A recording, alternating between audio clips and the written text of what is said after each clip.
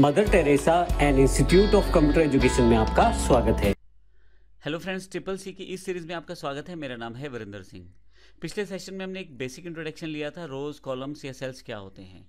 इस सेशन में हम बात करने वाले हैं किस प्रकार से इन रोज सेल्स और कॉलम के साथ हम काम कर सकते हैं, किस तरह से सिलेक्शन कर सकते हैं, नया कॉलम रो या हमने सेल डालना है तो किस तरह से इंसर्ट करेंगे, किस तरह से डिलीट करेंगे, और शीट्स के साथ भी काम करना इस सेशन में हम सीखते हैं।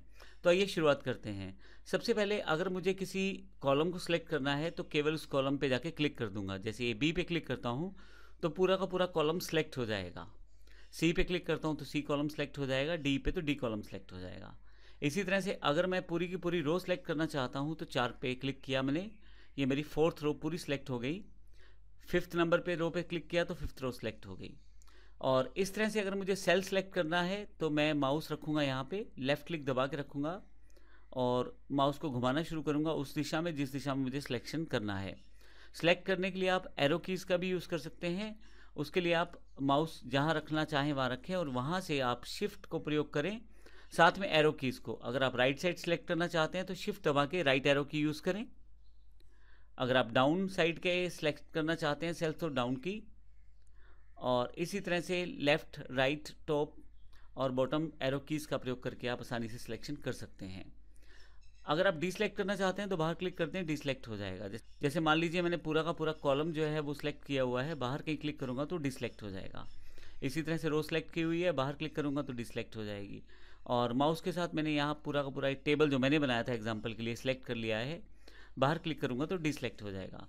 तो इस तरह से आप आसानी से सिलेक्शन डिसलेक्शन कर सकते हैं। मैं आपको ये भी बता दूं कि आप जब सेलेक्ट करते हैं, मान लीजिए मैंने पूरा का पूरा ये टेबल जो मैंने बनाया था वो सिलेक्ट किया हुआ है, C2 से लेके S7 तक सारे सेल्स इसमें सिलेक्टेड हैं।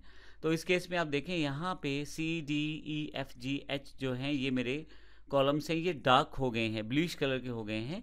इसी तरह से यहाँ पे 2, 3, 4, 5, 6, 7 जो रोज़ हैं वो भी डार्किश मोड में हैं, यानी कि ब्लूइश हो गई हैं। ये बताती हैं कि सिलेक्शन इस एरिया में हुआ है। मेरे पास यहाँ सेल्स कहाँ से सिलेक्टेड हुए हैं वो रेंज भी यहाँ नेम बॉक्स में दिखाई जा रही है।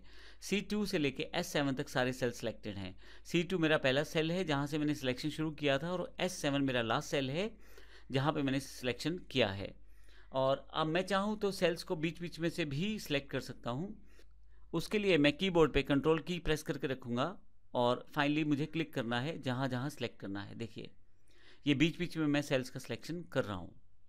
तो इस तरह से आप बड़ी आसानी से सिलेक्ट कर सकते हैं सेल्स को, रो को और कॉलम्स को भी।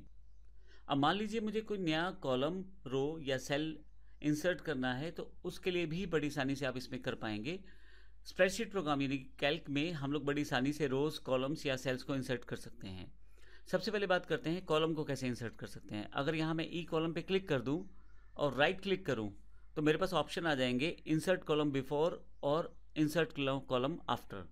मैं बिफोर क्लिक करूंगा तो लेफ्ट साइड पे कॉलम इंसर्ट हो जाएगा। यहाँ मैं फिर से टाइप कर सकता हूँ और जो वैल्यूज़ हैं वो मैं यहाँ पे इंसर्ट कर सकता हूँ। और अगर मैंने हिंदी को सिलेक्ट किया है, यानी कि F कॉलम सिलेक्ट किया है मैंने यहाँ पे, अगर मुझे इसकी राइट साइड पे कॉलम चाहिए तो right click, insert column after click करूँगा तो मेरे पास एक कॉलम यहाँ पे आ जाएगा। इसी तरह से अगर मुझे रो इंसर्ट करनी है तो रो पे क्लिक करूंगा। मान लीजिए मुझे 5 नंबर रो के ऊपर एक खाली रो चाहिए तो मैं 5 नंबर रो को सिलेक्ट कर लेता हूं, फिर से right click, insert row above. तो जब अबव करेंगे तो आपके पास एक खाली रो सुमित के ऊपर, यानी कि वो 5वीं रो थी पहले, वहां उसके ऊपर एक रो आ गई है। यहां पे मैं कुछ भी टाइप कर सकता हूं,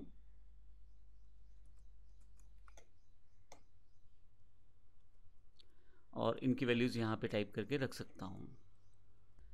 अगर आपको किसी रो के नीचे खाली रो चाहिए तो उसके लिए आप पर्टिकुलर रो को सिलेक्ट करें। जैसे मैं 6th रो को सिलेक्ट कर लेता हूँ, राइट क्लिक और इंसर्ट रो बिलो का ऑप्शन है, मैं क्लिक कर देता हूँ तो एक खाली रो मेरे पास वहाँ अवेलेबल हो जाएगी।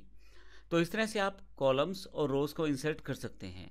इसी तरह से हम सेल्स को भी इंसर्ट कर सकते हैं, लेकिन सेल्स को इंसर्ट करते आपको कुछ चीज़ों का ध्यान देना पड़ता है कि आप किस तरह का डेटा मूव करने वाले हैं। जैसे एग्जाम्पल के लिए मान लीजिए मुझे यहाँ पे एक सेल इंसर्ट करना है जो विजय का मैथ्स वाला पार्ट है। अब सेल्स इंसर्ट करने के लिए फिर से राइट क्लिक, आपके पास इंसर्ट का ऑप्शन है, आप क्लिक करें इसे। अब आपके पास यहाँ पे इंसर्ट सेल्स में ऑप्शन है shift cells down, shift cells right. अगर आप डाउन पे क्लिक करते हैं तो ध्यान दीजिएगा जो हमारे पास अवेलेबल है टेबल, ओके, तो सभी जो सेल्स हैं वो एक एक पायदान नीचे खिसक गए हैं। तो इसका मतलब ये हुआ कि इस वक्त जो नंबर विजय के 66 थे वो सुरेंद्र के 66 हो गए हैं। तो जब भी आप सेल्स को इंसर्ट करें तो ज़रूर ध्यान रखें कि आप सेल्स को जब इंसर्ट कर रहे हैं तो बाकी डेटाबेस का क्या प्रभाव पड़ने वाला है। एक और एग्जांपल, मैं फिर से सुरेंद्र पे क्लिक करता हूँ, यहाँ पे राइट क्लिक करता हूँ, मेरे पास E5 सेल सेलेक्टेड है। तो अब मैं यहाँ से इंसर्ट करना चाहता हूँ फिर से एक नया सेल, लेकिन अब की बार मैं शिफ्ट सेल्स राइट करना चाहता हूँ। तो जब मैं सिलेक्शन करके शिफ्ट सेल्स राइट करूँगा तो देखिएगा क्या फ़र्क पड़ता है। ओके करता हूँ। अब की बार एक एक सेल जो है वो राइट साइड की तरफ शिफ्ट हो गया है, यानी कि राइट साइड पे वो खिसक गया है। तो अब फिर से यहाँ पे मैं सेल तो मैंने इंसर्ट किया है, लेकिन जो नंबर थे वो फिर से आगे पीछे मूव कर गए हैं। तो इस तरह से डेटा इंसर्ट करते समय ज़रूर ध्यान रखिए कि आप सेल्स को किस तरह से यूज़ करेंगे नया सेल्स डालते वक्त। अगर आप ये ध्यान नहीं रखेंगे तो आपका जो डेटा है वो कहीं ना कहीं आपके लिए दिक्कत खड़ी कर सकता है। आप नंबर कुछ डालना चाहते हैं और आउटपुट किसी और तरह से आ जाएगा। इसी तरह से आप नया शीट भी इंसर्ट कर सकते हैं। अभी मेरे पास यहाँ डिफ़ॉल्ट शीट 1 में ही मैं काम कर रहा था। नीचे की तरफ देखें तो नाम आ रहा है शीट का। मैं प्लस का बटन दबा के यहाँ से दूसरी शीट ले सकता हूँ, फिर प्लस का बटन दबा के तीसरी शीट ले सकता हूँ। जैसे मैंने बताया था मैक्सिमम आप 10,000 शीट्स बना सकते हैं एक स्प्रेडशीट फाइल में। तो यहाँ पे शीट 1 जिसमें मेरा डेटा पड़ा है, शीट 2 बिल्कुल खाली है और शीट 3 भी बिल्कुल खाली है। तो इस तरह से आप शीट्स को यहाँ से इंसर्ट कर सकते हैं। आप चाहें तो शीट को रीनेम कर सकते हैं, राइट क्लिक करें शीट पे और यहाँ रीनेम कर दें। तो जो भी नाम आप रखना चाहते हैं, मैंने माई क्लास डेटा रखा है तो वो नाम वहाँ पे आ जाएगा। आप एंटर करेंगे तो फाइनली नाम वहाँ पे अवेलेबल हो जाएगा। शीट को रीनेम करने के लिए आप डबल क्लिक भी कर सकते हैं। जैसे डबल क्लिक करेंगे आपके पास रीनेम शीट का फंक्शन अवेलेबल हो जाएगा। मैं यहाँ से जो भी नाम रखना चाहता हूँ शीट का वो रख सकता हूँ। अभी एग्जांपल के लिए मैंने माई क्लास इंपॉर्टेंट डेटा रख दिया है, ओके कर देता हूँ। तो इस तरह से आपके पास आसानी से आपने शीट को रीनेम कर दिया है। तो इस सेशन में हमने सीखा हम किस तरह से रोज, कॉलम्स, सेल्स को इंसर्ट कर सकते हैं, शीट को इंसर्ट कर सकते हैं और शीट को किस प्रकार से रीनेम कर सकते हैं। अगले सेक्शन में हम देखेंगे किस प्रकार से हम डिलीशन कमांड का प्रयोग कर पाएंगे। धन्यवाद।